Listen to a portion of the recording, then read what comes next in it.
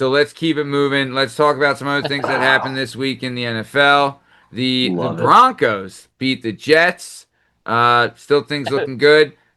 I did. I misspoke last week. I misspoke when I said that all the undefeated teams were done and all the winless teams were done. I forgot about the Jets. The Jets are now 0-6. The Jets still are cursed. have yet to win. The Jets are a cursed organization. Brutal franchise. I couldn't imagine being a Jets. And you remember week one, they had an absolute shootout with the Steelers, like a 34-31 game. And you're like, all right, the Jets might be spunky this year. And they have looked worse every single week. Here's a crazy stat about the Jets. They hired the Lions D coordinator, Aaron Glenn, to be their head coach, right? The Jets do not have a takeaway this season. Can you imagine your head coach is like a defensive guy, how much he's banging his head off the wall that your defense does not have a single takeaway this year? That's almost hard to do accidentally. Like, guys just fumble sometimes. Yeah. You're right, Liam. They are absolutely the ball cursed. never bounces their way in New York, in the Jets, I would say. Ever. That is, they're like they're almost at Browns level. Not yet, but close.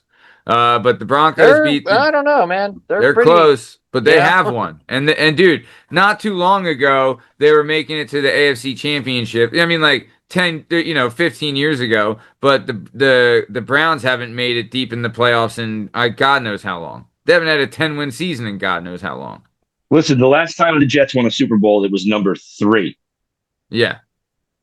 3. What are we coming up on? 50? No, we're past that. We're coming up on 60. On 60? Okay, yeah. So the Jets won 3. Dude, and Super what are Bowl the Browns? 3. You mentioned the Browns. What is wrong with the Browns organization, too? You have a team in your division that desperately needs a quarterback, and you're like, okay, here's one for a 5th-round pick. Unbelievable, right? Dude, any other organization would be like, dude, let him starve.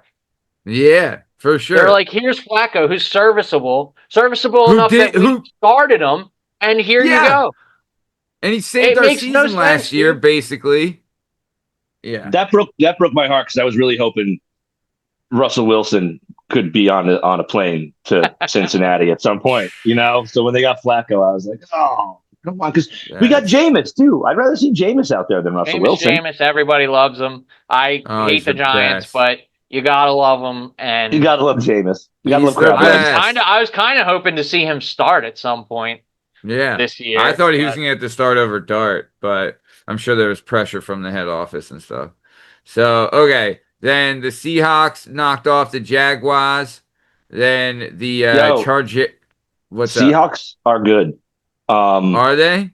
I think so. They've won 9 straight road games. They're road warriors. They look real. Yep. Everybody thought Darnold, once he left Minnesota, was going to fall apart. He's averaging like 300 yards a game. Like he learned. I think he's like 3rd or 4th in yards per game average right now. Like we know who number 1 is.